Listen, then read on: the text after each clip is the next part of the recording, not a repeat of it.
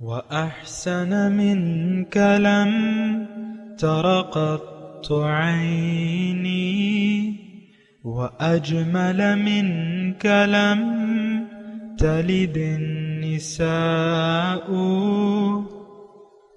خلقت مبرأ من كل عيب خلقت مبرأ من كل عيب كأنك قد خلقت كما تشاء. كتاب أنزلناه إليك مبارك ليدبروا آياته وليتذكر أولو الألباب. یہ کتاب برکت والی ہے جسے ہم نے آپ کی طرف نازل فرمایا ہے تاکہ دانش مند لوگ اس کی آیتوں میں غور و فکر کریں اور نصیحت حاصل کریں. اللہم صلی علی سیدنا محمد وعلی آل سیدنا محمد بعدد کل ذرۃ مئۃ الف الف مرۃ.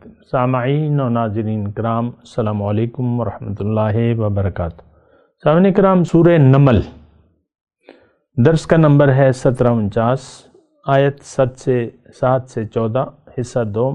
آج کا موضوع، کیا ہم دین اسلام کی حقیقت کو جانتے ہیں؟ اس کے ساتھ آج کے سبق کا آغاز کرتے ہیں. سب سے پہلے گزشتہ سبق کا اعادہ ہوگا. اعوذ باللہ من الشیطان الرجیم. پناہ مانگتا ہوں میں اللہ کی شیطان مردود سے. بسم اللہ الرحمن الرحیم. شروع اللہ کے نام سے جو بڑا مہربان نہایت رحم والا ہے. اذ قال موسیٰ لأہلہ انی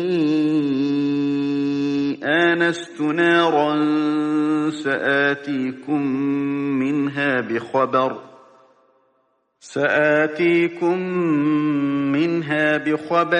او آتیکم بشہاب قبس لعلکم تصطلون. جب موسیٰ نے اپنے گھر والوں سے کہا کہ میں نے آگ دیکھی ہے، میں وہاں سے رستے کا پتہ لاتا ہوں یا سلگتا ہوا انگارہ تمہارے پاس لاتا ہوں تاکہ تم تاپو. فلما جاءها نودي أن بورك من في النار ومن حولها وسبحان الله رب العالمين. جب موسیٰ اس کے پاس آئے تو ندا آئی کہ وہ جو آگ میں تجلی دکھاتا ہے بابرکت ہے، اور وہ جو آگ کے ارد گرد ہے، اور خدا جو تمام عالم کا پروردگار ہے پاک ہے. یا موسیٰ انہ انا اللہ العزیز الحکیم. اے موسیٰ، میں ہی خدائے غالب و دانا ہوں. وَأَلْقِ عَصَاكَ فَلَمَّا رَآهَا تَهْتَزُّ كَأَنَّهَا جَانٌّ وَلَّا مُدْبِرًا وَلَمْ يُعَقِّبْ. يَا مُوسَى لَا تَخَفْ إِنِّي لَا يَخَافُ لَدَيَّ الْمُرْسَلُونَ. اور اپنی لاٹھی ڈال دو. جب اسے دیکھا تو اس طرح ہل رہی تھی گویا سانپ ہے، تو پیٹھ پھیر کر بھاگے اور پیچھے مڑ کر نہ دیکھا. حکم ہوا کہ موسیٰ ڈرو مت، ہمارے پاس پیغمبر ڈرا نہیں کرتے. إِلَّا مَن ظَلَمَ ثُمَّ بَدَّلَ حُسْنًا بَعْدَ سُوءٍ فَإِنِّي غَفُورٌ رَحِيمٌ. ہاں، جس نے ظلم کیا پھر برائی کے بعد اسے نیکی سے بدل دیا تو میں بخشنے والا مہربان ہوں. وَأَدْخِلْ يَدَكَ فِي جَيْبِكَ تَخْرُجْ بَيْضَاءَ مِنْ غَيْرِ سُوءٍ فِي 9 آيَاتٍ إِلَى فِرْعَوْنَ وَقَوْمِهِ إِنَّهُمْ كَانُوا قَوْمًا فَاسِقِينَ. اور اپنا ہاتھ اپنے گریبان میں ڈالو، بے عیب سفید نکلے گا، ان 2 معجزوں کے ساتھ جو 9 معجزوں میں داخل ہیں۔ فرعون اور اس کی قوم کے پاس جاؤ کہ وہ بد کردار لوگ ہیں۔ فلما جاءتهم آياتنا مبصرة قالوا هذا سحر مبين۔ جب ان کے پاس ہماری روشن نشانیاں پہنچیں کہنے لگے یہ صریح جادو ہے۔ وجحدوا بها واستيقنتها أنفسهم ظلما وعلوا فانظر كيف كان عاقبة المفسدين۔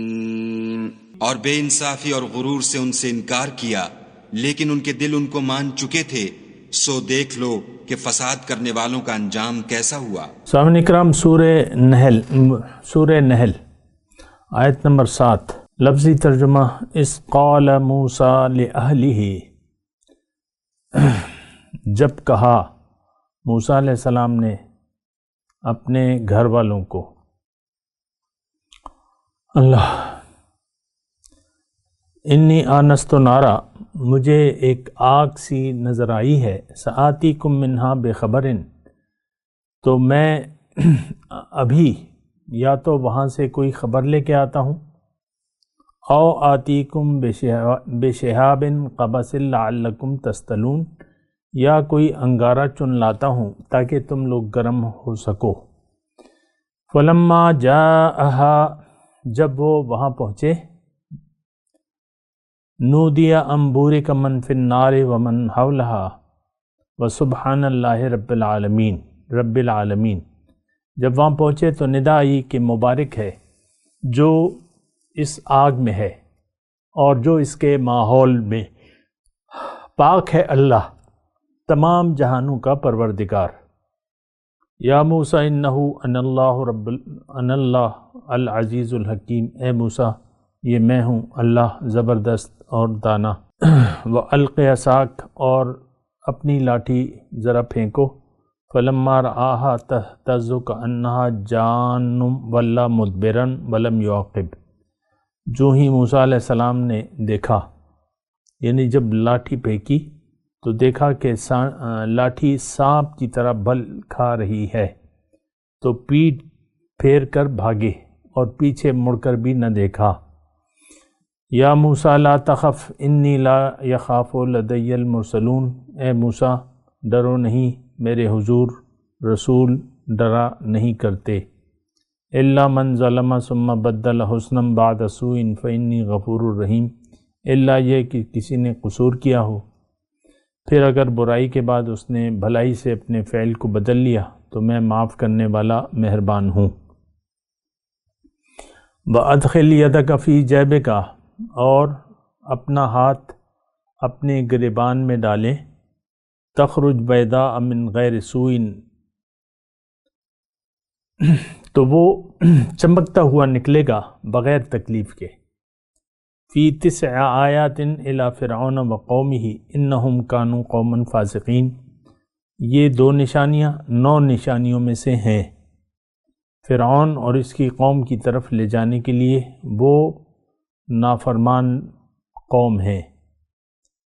فلما جاءتہم آیاتنا مبصرۃ، مگر جب ہماری کھلی نشانیاں ان لوگوں کے سامنے آئیں، قالوا ھذا سحر مبین، تو انہوں نے کہا یہ تو کھلا جادو ہے۔ وجحدوا بہا واستیقنتھا انفسہم، اور انہوں نے انکار کیا اور واستیقنتھا انفسہم، حالانکہ ان کے دل ان کے قائل ہو چکے تھے۔ ظلماً وعلوا، ظلم اور علو، غرور کی راہ سے ان نشانیوں کا انکار کیا۔ فانظر کیف کان عاقبۃ المفسدین، تو تم دیکھ لو کہ کیا ہوا انجام ان مفسدوں کا۔ سامعین کرام، موسیٰ علیہ السلام کا واقعہ ہے، گزشتہ سبق میں بھی میں نے آپ کو اس کے بارے میں کہا تھا، اور یہ مختلف واقعات بیان ہو رہے ہیں۔ اس کا ان تمام کا جو مرکزی مدعا ہے وہ وہی ہے جو کہ آیت نمبر ہم نے پڑھا تھا کہ آیت نمبر 4 میں یا 3 میں وَهُمْ بِالْآخِرَةِ هُمْ يُوقِنُونَ إِنَّ الَّذِينَ لَا يُؤْمِنُونَ بِالْآخِرَةِ زَيَّنَّا لَهُمْ أَعْمَالَهُمْ فَهُمْ يَعْمَهُونَ، اسی کے گرد یہ ساری صورت جو ہے اسی موضوع کے تحت ہے، یہ بات نوٹ کر لیں۔ دیکھیں جزائے اعمال ایک حقیقت ہے، آپ کو میں نے بتایا ہے، اور جزائے اعمال کے مختلف درجات ہیں۔ یہ بات بھی آپ نوٹ کر لیں کہ جزائے اعمال کے مختلف درجات ہیں، عمل کے ساتھ ہی اس کا نتیجہ شروع ہو جاتا ہے دنیا میں، اور دنیا میں مطلب وہ اگر آپ نے ظلم کیا اور اس کی اصلاح نہ کی، یعنی اس کو بھلائی سے نہیں بدلا، تو پھر اس کے نتائج جو ہیں مستقل ہوتے چلے جاتے ہیں، اور وہ مضمون بھی آئے گا۔ لیکن میں کہہ رہا ہوں کہ آخرت جو ہے، اول آخر، پہلے کام اور اس کا نتیجہ، یہ کائنات، یہ ساری دنیا اسی کی بنیاد پر چل رہی ہے۔ یہ بات دیکھیں، چھوٹی سی بات ہے، اس کو نوٹ کر لیں۔ مطلب آپ چولہا جلا کے پتیلے میں پانی رکھیں تو یہ آپ کا ایک عمل ہے، اول عمل ہے۔ اس کا نتیجہ کیا ہے کہ پانی کھولنے لگے گا۔ یہ نہیں ہو سکتا کہ یعنی گرم چولہے پہ یا آگ پر آپ پانی رکھیں کسی برتن میں اور وہ کھولے نہیں، یہ امپاسبل ہے۔ اسی طرح جس طرح یہ امپاسبل ہے، دیکھیں یہ ساری کائنات، آپ ذرا سوچیں نا، تھوڑی دیر ٹھہر جائیں، سوچیں۔ ہمیں دیکھیں دنیا میں جو ہم کر رہے ہیں اس کے نتائج پر تو ہمارا یقین ہے۔ 15 سال تک آپ بچے کو پڑھاتے رہتے ہیں، یہاں تک کہ وہ ڈاکٹر، انجینئر یا جو بھی بن جاتا ہے، تو آپ کا یقین ہوتا ہے کہ اس کا ایک نتیجہ ہوگا۔ اسی طرح اگر آپ اچھوں کی صحبت میں بیٹھے ہیں تو اس کا نتیجہ ہوگا، اچھا نتیجہ نکلے گا۔ بروں کی صحبت آپ کو برا بنا دے گی، نیکوں کی صحبت نیک بنا دے گی آپ کو، اگر ایک خاص نیت کے ساتھ آپ بیٹھیں گے۔ ہر کام کا ایک نتیجہ ہے۔ یہ تو دنیا کی حد تک تو ہم مانتے ہیں، یعنی ظاہر کی حد تک ہم مانتے ہیں، اور اس کے مطابق آپ مطلب انویسٹمنٹ کرتے ہیں، ایک شاپنگ مال کھولتے ہیں ایک اچھی جگہ پر، تو ظاہر ہے کہ وہ اس میں مثال کے طور پہ 2-3 کروڑ روپے آپ لگا دیتے ہیں، مثال کے طور پہ جتنے بھی لگاتے ہیں، تو اس کا یعنی نتیجے پر آپ کا یقین ہوتا ہے کہ گاہک آئے گا اور یہ اس کی ضروریات ہیں اور وہ لیں گے یہاں سے۔ شادی آپ کو کرتے ہیں تو آپ کا یعنی ایک امید ہوتی ہے کہ میں ایک خاندان بناؤں گا، مثال کے طور پہ۔ ہر کام کا ایک نتیجہ ہے، ظاہر یا باطن۔ اچھا، اب معاملہ ہے باطن کا۔ باطن پہ تو ہمارا یقین نہیں ہے، یہ بات بھی ذرا نوٹ کر لیں۔ باطن پر ہمارا یقین نہیں ہے جیسا کہ ہونا چاہیے۔ ہونا کیا چاہیے، وہ ہے ہی نہیں، کوئی یقین نہیں ہے۔ تو پھر جو اعمال ہیں، ظاہری اعمال، اس کے اثرات ہوتے ہیں باطن پر، ہمارے باطن پر اثرات ہوتے ہیں، یہ بات نوٹ کر لیں۔ الیہ یصعد الکلم الطیب والعمل الصالح یرفعہ۔ قرآن میں اللہ تعالیٰ نے ارشاد فرمایا ہے کہ اچھی بات، یصعد الکلم الطیب، اس کی طرف چڑھتی ہے، اللہ کی طرف۔ اور کون چڑھاتا ہے؟ والعمل الصالح یرفعہ، عمل صالح اس کو اوپر چڑھاتا ہے۔ تو ظاہر ہے اعمال صالحہ آپ کے درجات میں بلندی کا باعث ہوتے ہیں، قرآن کا مضمون ہے۔ اعمال بد آپ کے یعنی اپنی درجے سے آپ پھر گر جاتے ہیں، یعنی اپنے مقام سے پھر گر جاتے ہیں، اسفل السافلین۔ اگر آپ اعمال صالحہ نہیں کر رہے، یہ ایک جملہ نوٹ کر لیں، اگر ہم اعمال صالحہ نہیں کرتے تو پھر ہم اسفل السافلین کی طرف جاتے ہیں۔ ہاں، الا من بدل، الا من، وہ ہم نے کہا ہے نا،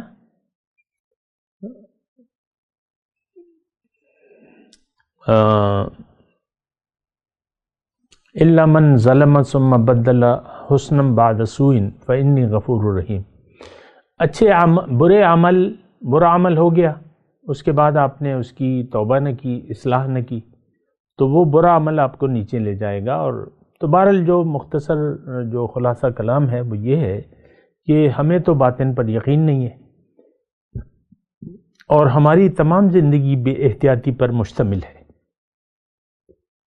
یہ دیکھیں، میں جو مضمون موسیٰ علیہ السلام کا ہے اور جو آنے والے واقعات ہیں اس کا میں ابتدائیہ بیان کر رہا ہوں اللہ کی عطا سے اور اللہ کی توفیق سے. یہ بات نوٹ کر لیں.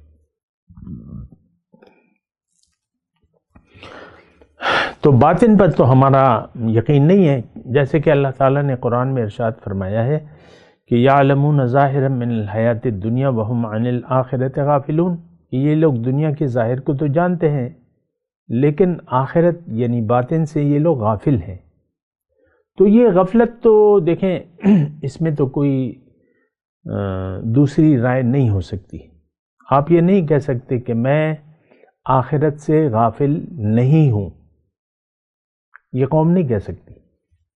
یہ عورت اور یہ مرد، میاں بیوی، ماں باپ، بیٹا بیٹی، جو بھی ہو، بھائی بہن،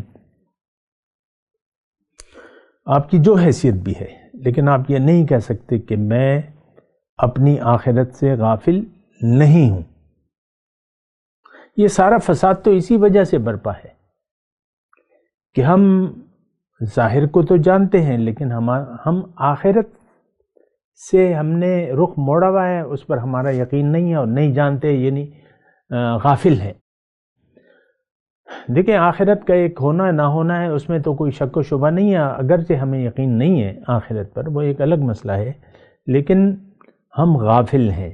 وہ حقیقت ہے، ہمیں پتہ ہے. حضور صلی اللہ علیہ وسلم معراج کی رات گئے اور انہوں نے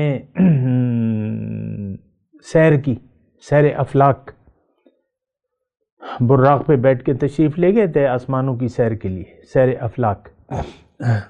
رب کے حضور حاضری ہوئی تھی اور پھر جنت دوزخ یہ سارا معائنہ کیا تھا اور پھر سارے تقریباً پیغمبروں سے ملاقات کی تھی. اہم جو پیغمبر ہیں، حدیث میں اس کی تفصیل موجود ہے. تو آخرت تو ہے، جنت بھی موجود ہے اور دوزخ بھی. ہمارا یقین نہیں ہے. دیکھیں، ایک بات نوٹ کر لیں، میں آہستگی سے بات کہہ رہا ہوں. مجھے کوئی خاص دلچسپی نہیں ہے کہ میں آپ کو جھٹلاؤں یا آپ پر کوئی تہمت یا الزام تراشی کروں. ایسا کوئی میرا پروگرام نہیں ہے. آخرت پر ہمارا یقین ہوتا تو آج مسلمان دنیا پر غالب ہوتا. یہ تو اللہ کا وعدہ ہے، وَأَنْتُمُ الْأَعْلَوْنَ إِن كُنتُم مُؤْمِنِينَ، تم غالب ہوگے اگر تم مومن. اس وقت کا مسلمان ذلیل ہے، خوار ہے اور اللہ کی لعنت کا شکار ہے. اللہ کی لعنت ہے اس پر. بہرحال میں آپ کو آخرت کا مضمون بیان کر رہا ہوں. دیکھیں، آخرت میں آپ کو یہ کہہ رہا ہوں کہ آخرت عمل کے ساتھ ہی جزائے اعمال شروع ہو جاتی ہے. اگر آپ نے برا کام کیا، الا من ظلم ثم بدل حسن، اگر آپ نے ایسا نہیں کیا تو اللہ تعالیٰ پھر آپ کو نہیں بخشے گا. دیکھیں، آیت نمبر 11 ہے، میں آپ کو پڑھ رہا ہوں. الا من ظلم ثم بدل حسنا بعد سوء فانی غفور رحیم. قرآن کی آیت ہے بھیا، قرآن میں آپ پڑھ کے سنا رہا ہوں، آپ لفظی ترجمہ دیکھ لیں. یعنی اگر آپ نے ظلم کا رویہ کوئی یعنی اپنے اوپر ظلم کیا، یعنی گناہ کا کام کیا، یعنی اللہ کی مرضی کے خلاف آپ نے کوئی کام کیا، اللہ کو بھلا کر آپ نے کوئی کام کیا، اس کے بعد آپ نے نیکی نہ کی، یعنی اس کی اصلاح نہ کی، تو پھر آپ کی بخشش نہیں ہے. بخشش اسی صورت میں ہے جو کہ آیت نمبر 11 میں بیان ہو رہی ہے. دیکھیں، ساتھ ساتھ جو ہے نقاط آپ نوٹ کرتے جائیں. الا من ظلم ثم بدل حسنا بعد سوء فانی غفور رحیم. بس یہ طریقہ کار ہے معافی کا. ہمارا تو گناہوں پر اصرار ہے. آج کے مسلمان جو ہے وہ گناہ کو گناہ سمجھ کے نہیں کرتا. وہ کہتا ہے یہ میرا حق ہے، مائی لائف اور مائی سٹائل، میں اپنی مرضی سے جیوں گا یا جیوں گی. آپ کو پتہ ہے، یعنی ہم دیکھیں، ایک جملہ میں آپ کو کہہ رہا ہوں کہ اپنی مرضی سے زندگی گزارنا، اس کو ہم یعنی گناہ خیال نہیں کرتے۔ اللہ کی رضا کو نظر انداز کر کے جو عام زندگی آپ گزار رہے ہیں یا گزار رہی ہیں، اس کو ہم گناہ نہیں سمجھتے، حالانکہ یہ گناہ ہے۔ یعنی اگر آپ نے اللہ کی مرضی کو فراموش کر دیا، دیکھیں گناہ کی اقسام ہے، ایک گناہ ہوتا ہے، ایک بغاوت ہوتی ہے۔ ہم جو زندگی گزار رہے ہیں وہ بغاوت پر مشتمل ہے۔ بغاوت کا مطلب میں نہیں مانتا، دین کو میں نہیں مانتا، دین کو اس سینس میں میں نہیں مانتا کہ مجھے ساری زندگی صبح سے شام تک اور شام سے صبح تک اللہ کے حکم کے مطابق اور اللہ کی رضا کے مطابق کام کرنے ہیں اور میرا رخ اللہ کی طرف ہونا چاہیے۔ یہ ایک تو دیکھیں بنیادی غلطی ہمیں لگ گئی ہے کہ دنیا کا دھوکہ ہمیں لگ گیا ہے، ظاہر کو ہم نے حقیقت سمجھ لیا ہے اور ظاہر کے لیے زندگی گزار رہے ہیں۔ اس کے بعد جو زندگی آپ گزارتے ہیں وہ ساری گناہ پر مشتمل ہوتی ہے۔ میں آپ کو بار بار یہ بات دہرا رہا ہوں، یعنی گناہ کب شروع ہوتا ہے؟ یعنی بغاوت شروع ہو جاتی ہے اس وقت۔ دیکھیں بغاوت اور گناہ میں فرق ہے۔ گناہ ہوتا ہے ایمانداروں سے، مومنوں سے، اور بغاوت تو مسلمان کا شیور نہیں ہے، کیونکہ اس نے کلمہ پڑھا ہوا ہے، اللہ سے وعدہ کیا ہوا ہے، اشہد ان لا الہ الا اللہ و اشہد ان محمد عبدہ و رسولہ، یہ اس نے اقرار۔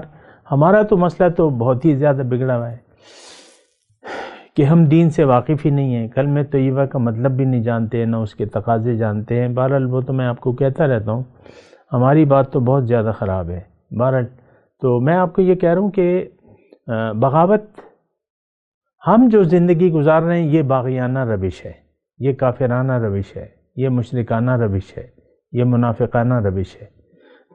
دین کو ہم سمجھتے نہیں ہیں، دین کو آپ کو پتہ ہے کہ ہم نے محدود کر دیا ہے، نماز، روزہ، حج، زکوٰۃ، کلمہ وغیرہ، اور یہ بھی جھوٹ ہے سب، کیونکہ یہ تو روایت میں ہمیں وراثت میں ملا ہے، تو اس کے معنی، اسلام کے معنی تک ہم نہیں جانتے، دین کا مطلب بھی ہم نہیں جانتے، کلمہ طیبہ کا مطلب ہم نہیں جانتے، تو کہاں کا ایمان اور کہاں کا اسلام اور کون سا مسلمان؟ یہ ساری آپ کی خواب و خیال کی باتیں ہیں۔ بہرحال میں آپ کو عرض کر رہا ہوں کہ ہم لوگ باغی ہیں۔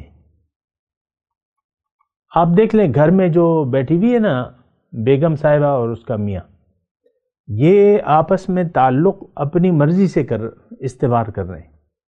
بیوی کہتی ہے شوہر میرے ساتھ اچھا ہوگا میں بھی اچھی ہوں گی، اور برا ہوگا تو میں بھی منہ موڑ لوں گا اس سے۔ یہ ہمارا عام رویہ ہے تمام عورتوں کا، کہ شوہر کے رویے کی بنیاد پر بیوی کا رویہ بنتا ہے، بنایا ہوا ہے ہم نے۔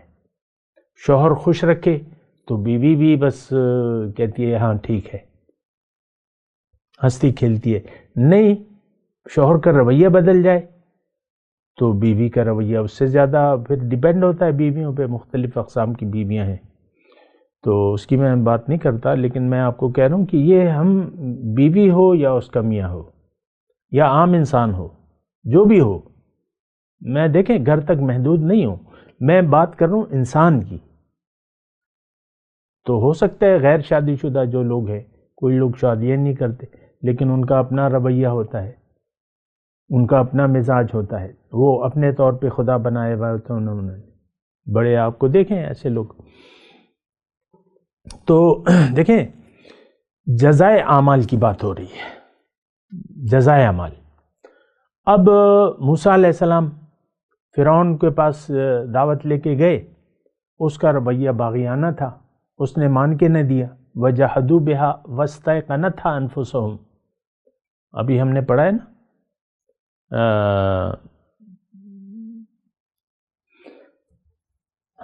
وَجَحَدُوا بِهَا وَاسْتَيْقَنَتْهَا أَنفُسُهُمْ ظُلْمًا وَعُلُوًّا۔ اب یہ دیکھیں ظلم اور زیادتی، یہ وہی فرعونی رویہ ہمارا بھی ہے۔ ظلم کا کیا مطلب؟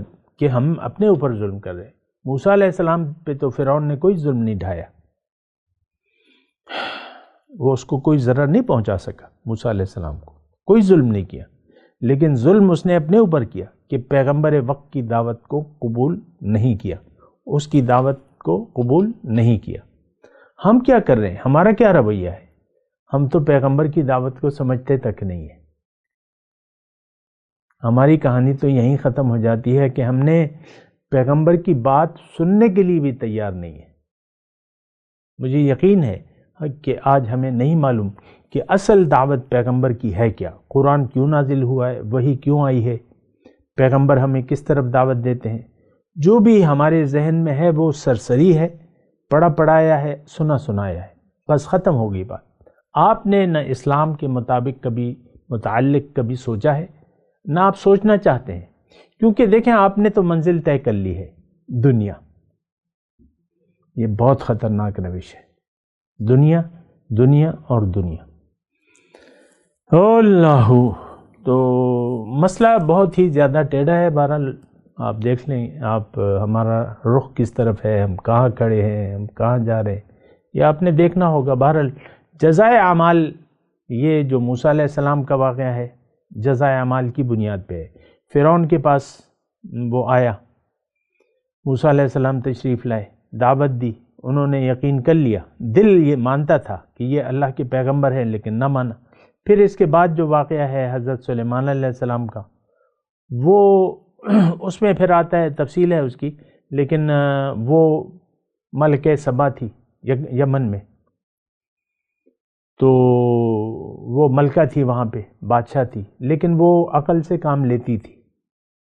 تو سلیمان علیہ السلام نے اس کو دعوت اسلام بھیجی، وَأْتُونِي مُسْلِمِین، مسلمان بن کے آ جاؤ۔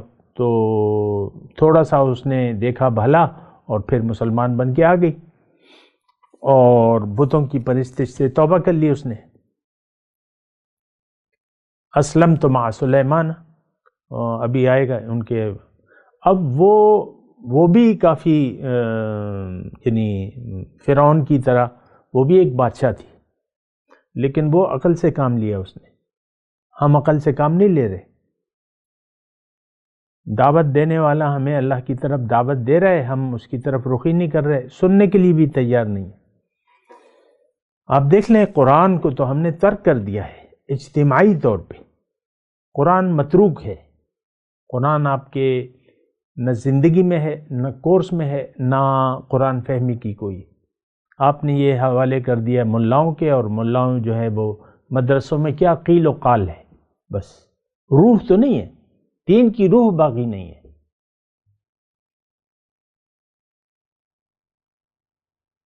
نام ہے، وہ حضور صلی اللہ علیہ وسلم کی بڑی پیاری حدیث ہے کہ لوگوں پر، آج کے متعلق، کہ لوگوں پر ایک زمانہ ایسا آئے گا کہ اسلام کا صرف نام رہ جائے گا اور قرآن کا صرف رسم الخط رہ جائے گا۔ مساجد آباد ہوں گی، ہدایت سے خالی ہوں گی، مساجد عامرۃ وہی خراب عن الہدیٰ۔ اور پھر کیا ہوگا، اور اس کی وجہ کیا ہوں گے؟ شریر ترین مخلوق اس زمانے کے علماء ہوں گے، آسمان کی چھت کے تلے اس شریر ترین مخلوق اس زمانے کے علماء ہوں گے، فتنہ ان میں سے اٹھے گا اور ان میں واپس لوٹے گا۔ آپ دیکھ لیں ہمارے اندر جو ہے وہ فرقوں، جو مختلف طبقات ہیں، جو سوچ ہے، وہ بدلی ہوئی سوچیں ہیں۔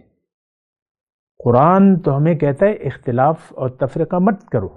ہم نے اختلاف، فروعی مسائل کی بنیاد پر ہم نے اختلافات اپنے مسلک ہی علیحدہ کر لیے ہیں، فروعی اختلافات۔ اب رفع یدین میں کیا ہے مسئلہ ہے؟ وہ بھی حضور کا طریقہ ہے، یہ بھی ہے، لیکن اس کی بنیاد پر جو ہے ایک فرقہ جو ہے وہ الگ ہو چکا ہے۔ بہرحال میں اس کی تفصیل نہیں کر رہا، میں آپ کو ویسے ہی بتا رہا ہوں۔ فرقہ واریت سے میرا کوئی تعلق نہیں ہے الحمدللہ۔ تو بہرحال میں آخرت کی بات کر رہا ہوں۔ پھر جو واقعات آئیں گے صورت میں آخر تک واقعات، اس کی بنیاد یہی آخرت ہے۔ تو اگر آپ نے سوچ سمجھ سے کام نہ لیا تو پھر آپ گئے کام سے، آپ پر اللہ کا عذاب واقع ہوگا، یہ بات نوٹ کر لیں۔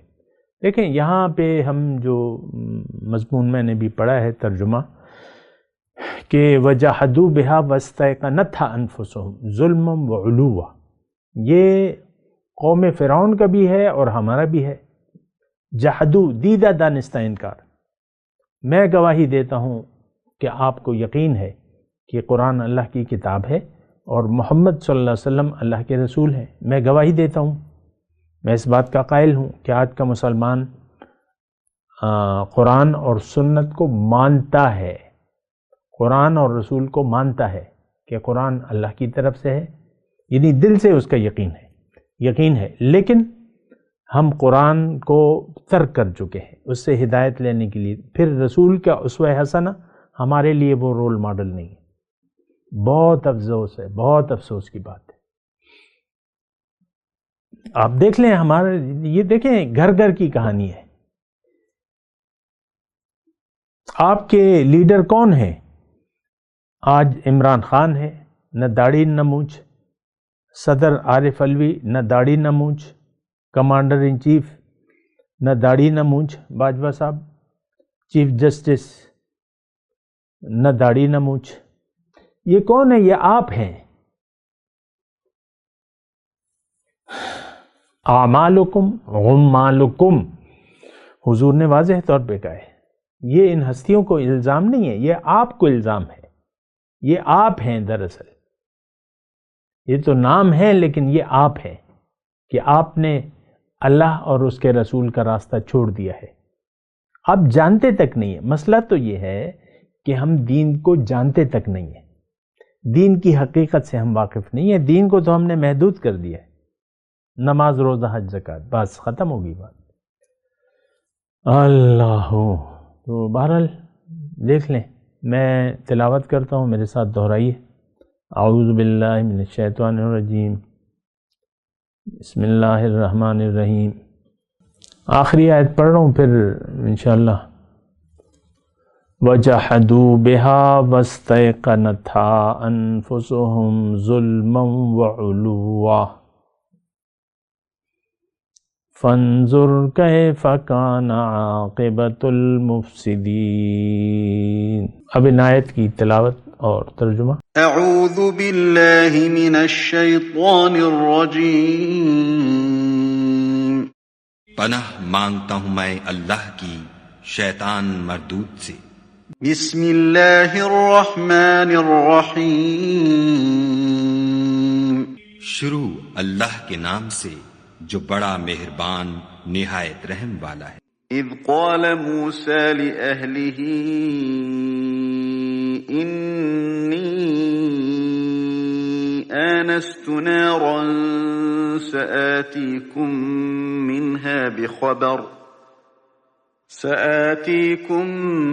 منها بخبر او آتیکم بشہاب قبس لعلکم تصطلون۔ جب موسیٰ نے اپنے گھر والوں سے کہا کہ میں نے آگ دیکھی ہے، میں وہاں سے رستے کا پتہ لاتا ہوں یا سلگتا ہوا انگارہ تمہارے پاس لاتا ہوں تاکہ تم تاپو۔ فلما جاءها نودي أن بورك من في النار ومن حولها وسبحان الله رب العالمين۔